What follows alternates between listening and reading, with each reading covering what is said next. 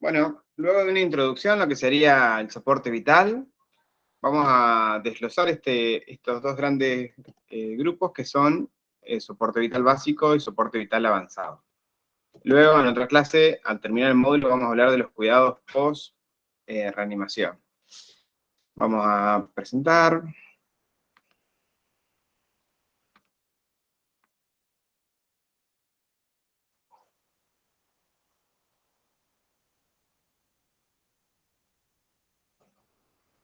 Muy bien. Ahí estamos. Bueno, vamos a hablar del soporte vital básico. ¿Sí? Como la palabra lo dice, son acciones realizadas en los primeros minutos. A ver, yo si bien en la introducción dije que fuera del hospital vamos a brindar soporte vital básico, dentro del hospital o con atención de otros profesionales vamos a brindar soporte vital avanzado, y los cuidados por reanimación en lugares específicos, como son terapia intensiva, el soporte vital básico es siempre el primero que damos. Porque es siempre la atención de los primeros minutos. Por más que nosotros estemos dentro del mejor sitio de atención del paciente en la mejor shock room, en la mejor terapia intensiva, siempre los primeros minutos de actuación van a ser básicos. ¿Qué significa? Compresiones torácicas, primero reconocer, luego las compresiones torácicas y luego el uso del desfibrilador, ¿sí? Cuando hablamos de soporte vital básico, hablamos del uso del desfibrilador externo automático, ¿no? No el cardiodesfibrilador como conocemos nosotros, que tenemos la mayoría de nuestros lugares de trabajo. Entonces, soporte vital básico son las acciones realizadas en los primeros minutos de la emergencia. Son críticos para la supervivencia de la víctima. Ya está, sabemos eso, ¿no? Los primeros minutos son críticos para la supervivencia de la víctima. El soporte vital básico incluye, como ya hemos visto en la cadena de supervivencia, el reconocimiento precoz de los signos del paro cardíaco, el ataque cardíaco, el ataque cerebral, la obstrucción de la vía aérea por cuerpo extraño, y que requiere acciones como la reanimación cardiopulmonar y la desfibrilación con un DEA. El soporte vital básico debe durar hasta que llegue un servicio de emergencia y continúe con el soporte vital avanzado, ¿sí? Sencillo y claro de entender hasta dónde llegamos con el soporte vital básico. Los signos de reconocimiento precoz del paro cardíaco, ¿cuál es? Muy fácil, no responde, no respira, no tenemos otro, ¿sí? Por ahí, como ya hemos visto en lo que es la introducción, que hablaba del reconocimiento precoz de los pacientes, lo que uno propone como instrumento de que se pueden implementar en los diferentes sitios de atención son los sistemas de respuesta rápida. Y completar el primer eslabón de lo que dice vigilancia y prevención de la cadena de supervivencia intrahospitalaria. Vuelvo a repetir, los pacientes no se descompensan de golpe, los pacientes no hacen un paro cardíaco de manera repentina, sino que hay diferentes signos y síntomas que va manifestando que está en la capacidad de cada profesional de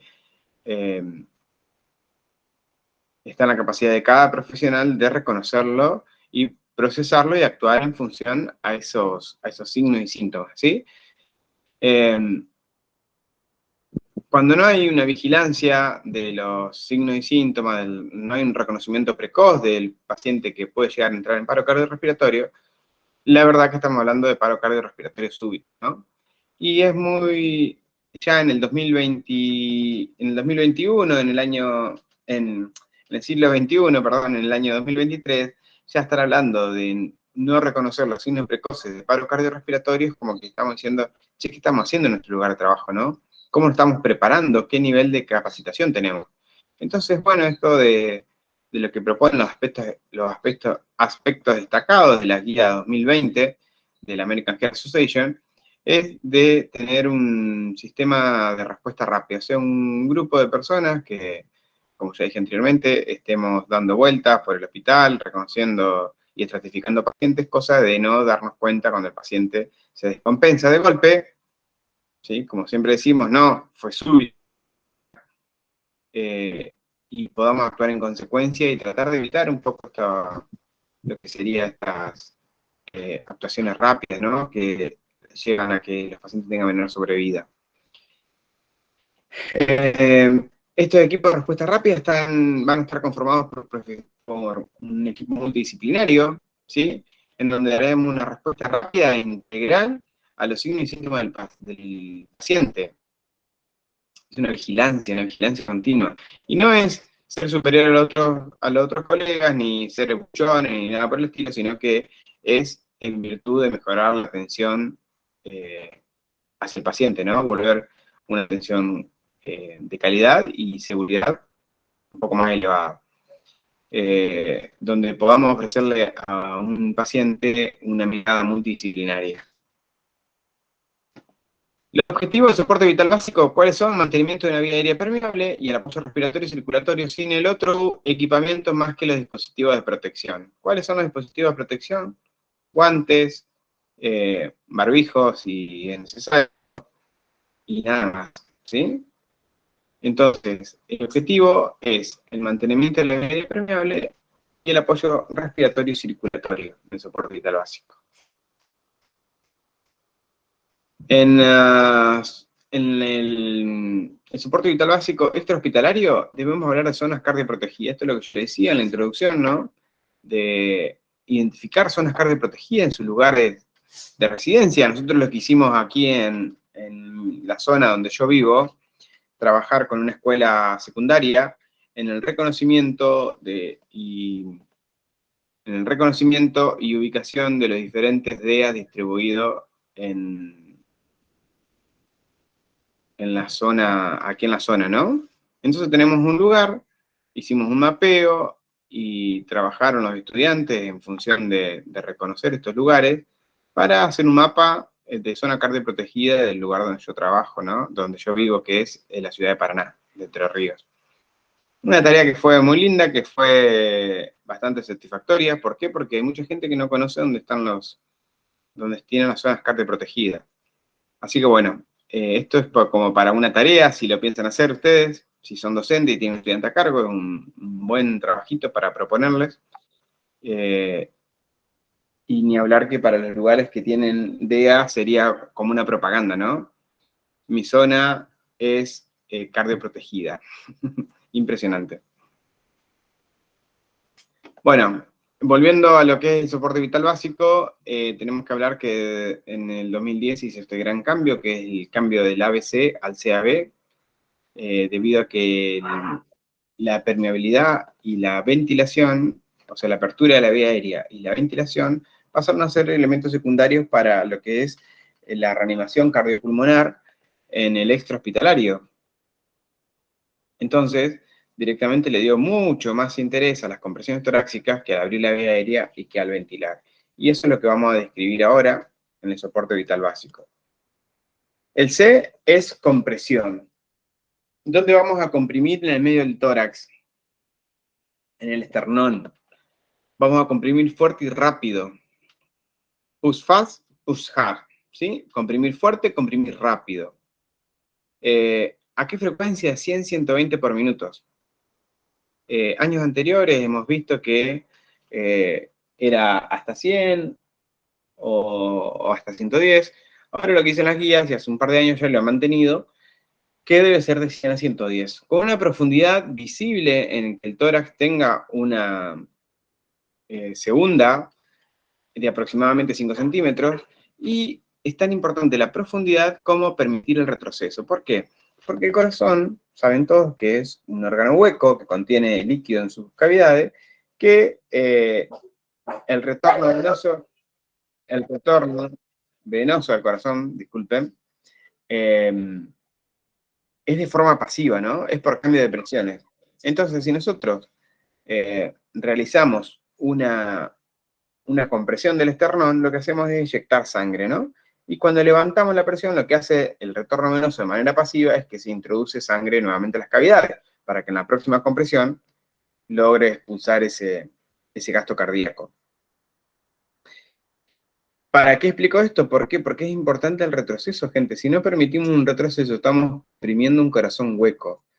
Entonces, es importante ir fuerte y rápido, pero además es importante permitir el retroceso del tórax para que ese volumen sistólico que le llega a las cavidades, crítico, porque es un volumen sistólico muy pequeño, al comprimir podamos generar un gasto cardíaco que nos llegue un volumen sanguíneo al cerebro y al corazón. Y olvidarse, por supuesto, de los otros órganos, ¿no? Y otra de las características que tiene las compresiones es que hay que minimizar las interrupciones. Una vez que empezamos a comprimir, no paramos hasta que hagamos una verificación de la situación o hasta que el paciente salga del ciclo, ¿no? O el paciente retorna al ritmo de perfusión o directamente fallece. Hay que minimizar las interrupciones, o sea, no hay que parar las compresiones torácicas por control de pulso, no más de 5 segundos. Electrocardiogramas, no tienen que existir los electrocardiogramas en un paciente que esté en paro cardíaco, o sea, no debemos perder tiempo. Se deben minimizar interrupciones en el manejo de la vía aérea. Por eso ahora en el soporte vital básico, minimizar las interrupciones. Una vez que empezamos a comprimir, comprimimos rápido y comprimimos fuerte. ¿Sí? Fuerte y rápido. El retorno de la circulación de perfusión sugiere realizar las compresiones torácicas sobre una superficie firme siempre que sea posible. Firme, ¿sí? En el ámbito hospitalario no se recomienda mover al paciente de la cama al suelo, sino que tampoco nos recomienda el uso de una tabla de apoyo. Lo que propone este consenso es que comprimamos más fuerte, ¿sí? En vez de, uno dice, el colchón amortigua las compresiones, comprimamos más fuerte, ¿sí? No recomienda el uso de la tabla de apoyo para que lograr una superficie firme, porque se pierde tiempo. Entonces, no hay que perder tiempo, hay que hacer compresiones, hay que hacer un reconocimiento precoz, activar el sistema de emergencia y automáticamente empezar con las compresiones torácicas en el medio del pecho a una frecuencia de 100, 120 por minuto, sin presentar interrupción y comprimir fuerte y rápido. Si nos va a llevar tiempo bajar el paciente o la persona de la cama al piso, perdemos tiempo, y si colocamos una tabla para un apoyo firme detrás del tórax, y nos va a hacer perder tiempo, ¿no? Así que directamente no aconseja ninguna de las dos. El consenso europeo no aconseja ninguna de las dos modificaciones. La posición de las manos, todos sabemos, se debe comprimir con los dedos entrelazados, se ve ahí en la cámara, ¿sí? No así, no con una mano, sino con las dos manos, dedos entrelazados y apoyando el talón de la mano, ¿sí? Se achica muy bien la superficie de fuerza, concentramos la fuerza en este punto de apoyo, no concentramos la fuerza en toda la palma. Entonces, nos tenemos que colocar en una posición cómoda, ¿sí? A la altura de los hombros del paciente, espalda recta, brazos rectos, y nos tiramos encima de la persona, ¿sí? Para lograr una profundidad de las compresiones de al menos 5 centímetros, a una frecuencia de 100, 120 por minuto, y no interrumpir. Por favor, no interrumpir. No se interrumpan las compresiones torácicas. ¿Por qué? Porque los cambios de reanimadores deben ser sincrónicos. ¿Qué es lo que yo digo? Esto es sincrónico. Nos colocamos un reanimador al lado de otro, ¿sí? Siempre estamos hablando del soporte vital básico, ¿eh? Y luego de haber realizado 2 minutos de compresiones, lo que podemos hacer es cambiar de reanimador. ¿Cómo cambiamos de reanimador? Automáticamente levantándola, y el otro reanimador lo que hace es colocar las manos encima de ellos. Muy difícil esto en el ámbito extrahospitalario, conseguir reanimadores que sepan sincronizar esta acción, pero nosotros como reanimadores profesionales que somos, debemos empezar a dirigir la situación, ¿no? Nos debemos, una vez que analizamos la situación, que reconocemos el paro cardiorrespiratorio, debemos tomar la posición de líder y empezar a organizar el caos. Luego de completado el C, vamos a la. Luego de 30 compresiones, lo que hacemos es abrir la vía aérea sin lesión, sin sospecha de lesión de la columna cervical. Lo que hacemos es la triple maniobra, que la vamos a ver cuando hablemos de vía aérea, que es extensión del cuello, elevación de la mandíbula y apertura de la boca. Esto si no sospechamos lesión de la columna cervical, o sea que el paro no es por trauma. Si sospechamos de la lesión de columna cervical, lo que hacemos es luxación de la mandíbula y apertura de la boca sin extensión del cuello. Lo que hacemos es colocar al paciente en posición de olfateo. ¿Sí? No es otra cosa que eso. Como la posición del olfateo, si me ven ahí en la cámara, es abrir la vía aérea. ¿Para qué? Para poder ventilar. Yo no puedo ventilar con un paciente que tenga el cuello cerrado, ¿no? Que tenga la vía aérea ocluida. Lo que hacemos es alinear los ejes de la vía aérea. Alineamos el eje faríngeo, el oral y el traqueal. ¿Para qué? Para que el aire ingrese más fácil. Nosotros cuando llegamos a nuestra casa y hay un rico olor a comida, no entramos así de esta manera, qué rico olor a comida, sino que lo que hacemos es nos colocamos en posición de olfateo para que el aire ingrese mejor, ¿no? Más fácil. Lo que hacemos es dar 2 ventilaciones de rescate. Esto, dar 2 ventilaciones de rescate, por ahí en el ámbito extrahospitalario, si no tenemos medio de protección y si no estamos seguros de la maniobra, es una maniobra que se desaconseja. Sí, está dentro del soporte vital avanzado, ¿no? Igualmente, aún así, las guías la mantienen dentro de los protocolos. 2 ventilaciones de rescate, siempre tratando de mantener abierta la vía aérea. ¿Cómo la mantenemos abierta a la vía aérea? Por eso les vuelvo a repetir que el A y el B son maniobras que por ahí en el extrahospitalario es muy difícil de llevar a cabo, ¿no? Porque no todos tenemos una cánula orofaringea o una nasofaringea en el bolsillo. No todos tenemos una barrera de protección para poder ventilar de forma correcta al paciente. Pero sí, como profesionales de salud, debemos saber que si actuamos en el ámbito extrahospitalario, en el soporte vital básico debemos tener estos dispositivos a veces, ¿no? Acá ven, triple maniobra, se alinean los ejes de la vía aérea y logramos que el aire ingrese lo más fácil. Porque si hacemos ventilación sin abrir la vía aérea, lo que hacemos es direccionar el flujo que nosotros estamos dándole y que vaya al sistema digestivo, ¿no? El B es ventilar. Y acá, si tenemos este dispositivo, fantástico, no muchas veces los tenemos, pero por ahí estamos en un lugar donde tienen salas de atención, por ejemplo en un club, y nosotros concurrimos a ese club, por ahí es aconsejable mantener estos dispositivos, ¿no? Estos dispositivos son sumamente peligrosos. Estos dispositivos se llaman dispositivos bolsa máscara válvula. Son súper peligrosos debido a que su uso debe ser realizado por profesionales entrenados. No es apretar la bolsita y sellar la máscara contra la cara. Nos vamos a tener en un capítulo más adelante en el manejo de lo que son los dispositivos de la vía aérea, pero recuerden que esto es muy peligroso. ¿Cuándo lo vamos a utilizar esto? Con pacientes sumamente graves. No lo vamos a utilizar con un paciente que se desmayó, vamos a utilizar con un paciente que tiene un paro cardiorrespiratorio, un paciente que esté con apnea, un paciente que esté con un volumen corriente bajo, un paciente que esté antes de colocar un tubo traqueal. Entonces, fíjense en que cuando utilizamos este dispositivo son pacientes sumamente graves. Entonces, imagínense lo peligroso que es este dispositivo en manos de personas que no saben utilizarlo. La frecuencia respiratoria con la que lo vamos a ventilar va a ser baja, muy bajita, ¿sí? 10 por minuto. 10, 12 por minuto. ¿Por qué? Porque el paro cardíaco, como ya vimos en la introducción, el 80% es de origen cardíaco. Entonces, no hay problema con la ventilación. Vamos a centrarnos en el corazón y que la sangre empiece a fluir, ¿no? ¿Cómo vemos que lo estemos ventilando bien? Porque tiene que haber una expansión torácica visible. Este dispositivo tiene que estar colocado a una fuente de oxígeno para que la bolsa de reservorio esté completamente llena, ¿sí? Para que cuando lo ventilemos al paciente, lo ventilemos con oxígeno al 100%. Entonces, esto lo logramos únicamente si lo colocamos a un flujo de 10 a 12 litros por minuto. Más bajo no nos sirve, ¿por qué? Porque en cada ventilación esta bolsa o reservorio se va a desinflar.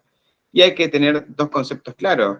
No es lo mismo hiperoxigenar que hiperventilar. Hiperoxigenar es administrar oxígeno al 100%, que es lo que vamos a querer lograr con este dispositivo, e hiperventilar es aumentar la frecuencia respiratoria, que es muy peligroso hiperventilar a un paciente en paro cardiorrespiratorio. ¿Por qué? Porque lo que hacemos en la hiperventilación es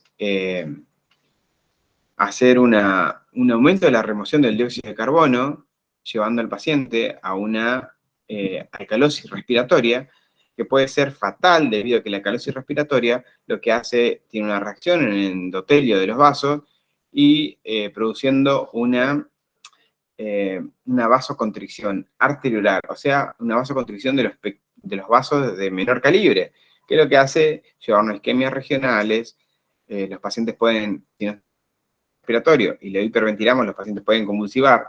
Todos nos mareamos, por ejemplo, cuando inflamos lobos, ¿no? ¿Qué hacemos cuando inflamos muchos lobos? Nos mareamos, ¿por qué? Porque hiperventilamos, disminuimos la cantidad de dióxido de carbono, disminuye la circulación sanguínea cerebral, por lo tanto, tenemos síntomas neurológicos, nos sentimos medio mareados. Eso, llevado a gran escala en un paciente crítico, hace que se produzcan isquemias regionales y los pacientes pueden presentar tranquilamente desde convulsiones hasta isquemias, produciendo ACV isquémicos, ¿no?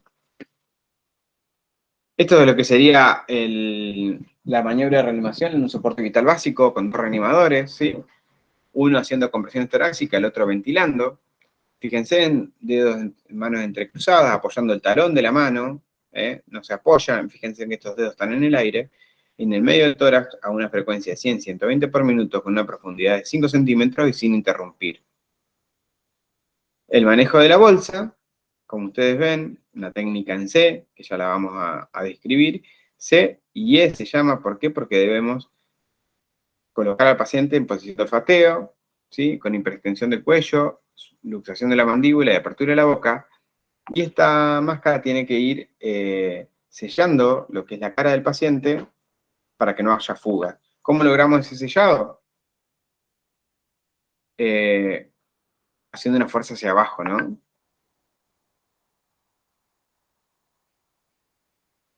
Y el último paso del soporte vital básico es la desfibrilación. En el soporte vital básico, lo único que nos va a diferenciar del soporte vital avanzado, la desfibrilación, es que lo vamos a realizar con un desfibrilador externo automático, ¿sí? En donde, un desfibrilador en donde no vamos a tener pantalla, en donde va a ser mucho,